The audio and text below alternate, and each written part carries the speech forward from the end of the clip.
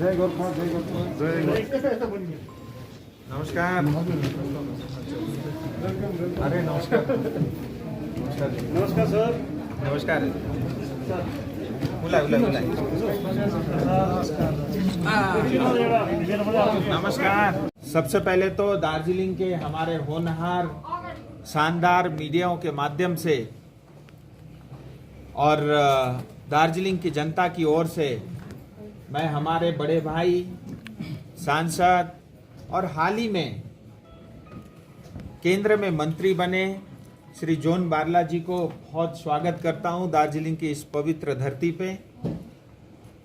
और इसके लिए मैं सबसे पहले तो आदरणीय प्रधानमंत्री नरेंद्र भाई मोदी जी को बहुत बधाई देता हूं, आभार व्यक्त करता हूं कि इस बार इतिहास में पहली बार हुआ है कि नॉर्थ बंगाल की धरती से 2 सांसद केंद्रीय मंत्री बने हैं। और उसमें से भी बार बार हम दार्जिलिंग हिल्स तराई डूवर्स की बात करते हैं और डूवर्स के हमारे साथी हमारे बड़े भाई मंत्री बने हैं। मैं उनका एक बार फिर स्वागत करता हूं। और मैंने हमेशा देखा है सदन में हो या बाहर हो, जब जब भी दार्जिलिंग का कभी विषय रहा तो जोनदा ने हमेशा उसको सपोर्ट किया है।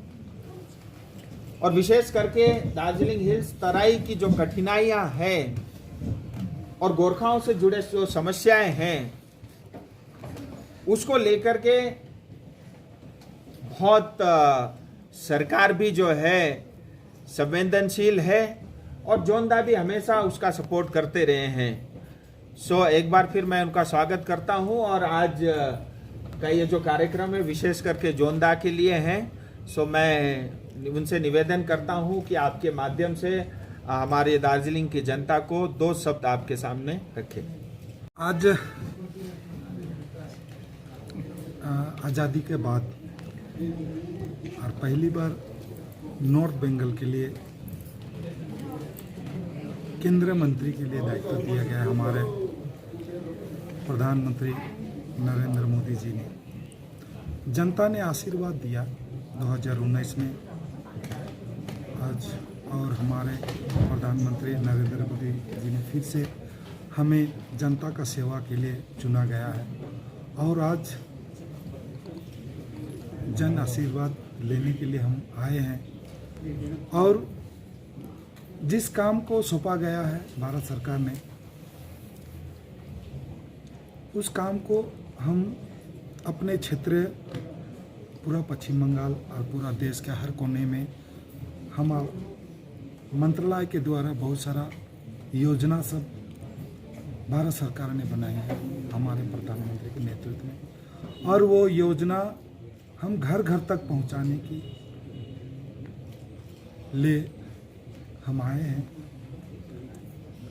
और जनता का आशीर्वाद 2019 में भी मिला और 2021 में भी आशीर्वाद मिला। और हमारा कार्यकर्ता के पास हम आए हैं। यहाँ डूवर्स और तराई का जो और पहाड़ का जो समस्या है, आने वाला दिन हमें इंतज़ार करना पड़ेगा। आने वाला दिन अवश्य ही हमारे प्रधानमंत्री नरेंद्र मोदी के नेतृत्व में पूरा पश्चिम बंगाल नहीं पूरा देश विकास की ओर बढ़ रहा है। और विशेषकर आज के दिन में मेरा जो भी मंत्रालय है, इस मंत्रालय के द्वारा हमारे कम्युनिटी को, माइनॉरिटी कम्युनिटी को योजना बनाई गया। ये योजना अभी तक घर घर तक नहीं पहुंची है। और मैं आने वाला दिन मैं उनके साथ भेंट वार्ता करूंगा और जितना भी योजना है उस योजना को हम घर घर तक पहुंचाएंगे। यही लक्ष्य लेके हम दिल्ली से आज दार्जिलिंग पहुंचे हैं। और हम हर डिस्ट्रिक्ट हम जाएंगे। पश्चिम बंगाल का जिस प्रकार से आज का दिन जो परिस्थिति है, पश्चिम बंगाल सरकार किस तरह नेतृत्व दे रहा है, वो सब हम भली भांति जानते हैं। तो कार्यकर्ता उत्सुक है। पहली बार आज़ादी के बाद में पहली बार मंत्री बन के आया। तो तो हमारा कार्यकर्ता को डुअर सतराई पहाड़ से जाने के लिए, भेंट वार्ता करने के लिए रोका गया पुलिस के द्वारा। कितना दिन आप हमें रोकिएगा इस तरह? आप अगर जीते हैं ठीक है, आपने सरकार बनाई, अच्छा बात है, लेकिन जनता को दिल जीतने के लिए तो काम करना होगा। आप क्या काम कर रहे हैं? दिन दहाड़े मर्डर, दिन दहाड़े अत्याचार, रेप, कब तक आने वाला दिन? और दीदी डर गई है, दीदी डरी हुई है, इसलिए पुलिस प्रशासन के द्वारा हमारा कार्यकर्ता को रोका जा रहा है, हमारा आवाज को दबाने चाह रहा है। ये आवाज दबने वाली नहीं है। आने वाला दिन हम जनता के पास है और आने वाला दिन जनता के लिए हम काम करेंगे। यह उद्देश्य लेके हम आज दार्जिलिंग के कार्यकर्ता, हमारा गोरखा भाई और यहाँ का जितने भी समुदाय है, माइनॉरिटी समाज के भाइयों से मिलने के लिए आए हैं। आने वाला दिन उनके साथ बैठ के इस क्षेत्र के लिए हम काम करेंगे। बालाजी, आप हमने जब हमारे सांसद राजू जी भी, हम लोग दोनों जब डुअर सतराई के और पहाड़ की बात आती है तो हम एक दूसरे से बैठ के बातचीत करते हैं कि हम अपने क्षेत्र के लिए क्या क्या काम कर सकते हैं। बस थोड़ा इंतज़ार करना पड़ेगा। कोविड के कारण से 2 साल हम पिछड़ गए हैं। अभी कुछ वातावरण अभी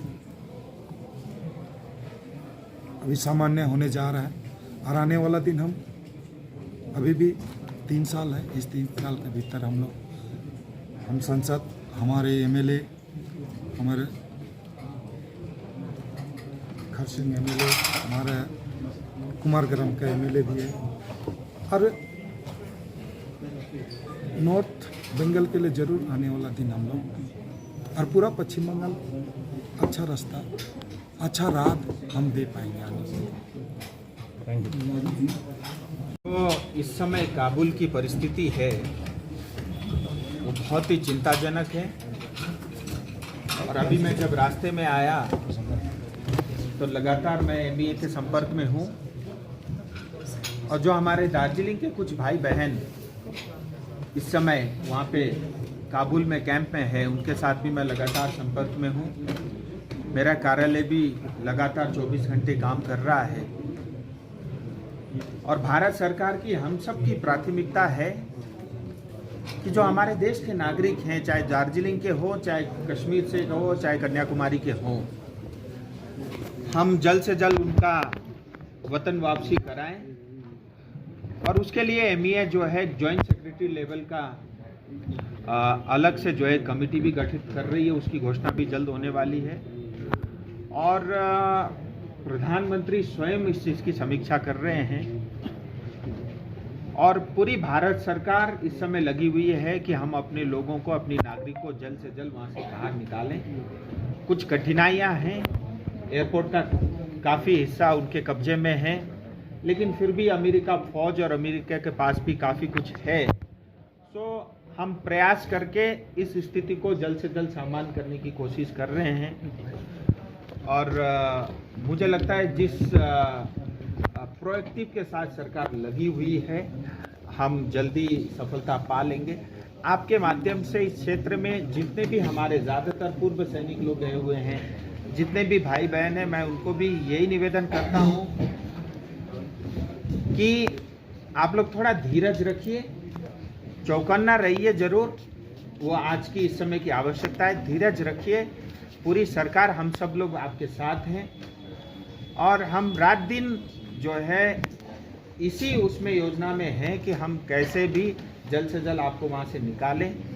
किसी तरह का अफवाह में अभी हमको नहीं जाना चाहिए और वहाँ पे भी मैं ये कहना चाहूँगा, जो भी आधिकारिक बयान होता है भारत सरकार की तरफ से, हम उसी घोषणा को और उसी सूचना को ही सुने। साथ में मैं ये भी कहना चाहूँगा, हम सब आपके साथ हैं और हिंदुस्तान के एक नागरिक का भी अहित नहीं होगा, इतना मैं भारत सरकार की तरफ से आश्वासन दे सकता हूँ।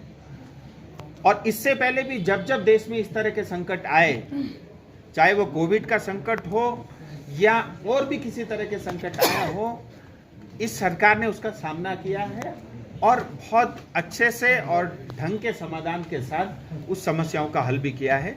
सो इस समय मैं यही कह सकता हूँ, स्थिति नाजुक है, सरकार यदि हम सफलता प्राप्त करें। राजू जी, दुर्घटना वार्ता कब तक होने का चांसेस है? देखिए, ये सब सवाल आप सबके मन में हैं और जाहिर से बातें रहनी भी चाहिए। मुझे लगता है बहुत समय के बाद पहाड़ को न्याय मिलने की प्रक्रिया शुरू होगी और जैसा आप सब लोग जानते हैं, हमारे सब अलायंस पार्टी के साथी, हमारे चुने हुए विधायक, मैं स्वयं गृह मंत्री जी के साथ हम लोग मिले थे। आप सब ने वो तस्वीरें भी देखी है, वो बातचीत भी आपने सुनी होगी। गृह मंत्री जी ने स्पष्ट रूप से ये कहा है कि अगर हमारी सरकार होती, अब तक उसका समाधान हो चुका होता।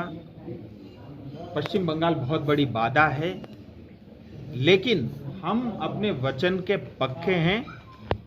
सो उन्होंने फिर वहीं पे हम सबके सामने ये कहा है कि हम 12 तारीख के आसपास जो है आप सबको जो है निमंत्रण भेजेंगे। इसके अंदर में हमारे पहाड़ के स्टेक होल्डर भी रहेंगे, पश्चिम बंगाल सरकार, केंद्र सरकार, और एक वार्ता शुरू होगी। मुझे लगता है ये 15 अगस्त के कारण 2-4 दिन कार्यालय बंद रहते हैं, इसके लिए शायद समय लगा होगा, मेरा ऐसा मानना है।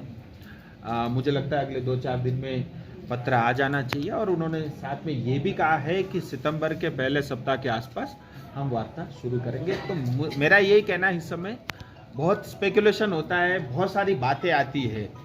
मुझे लगता है हमारे लिए ये एक अपॉर्चुनिटी है, ये एक अच्छा समय और सही समय है। मुझे लगता है वार्ता अगर होती है और हम उस वार्ता के लिए जाते हैं, उसमें भाग लेते हैं, मुझे लगता है समाधान अवश्य निकलेगा।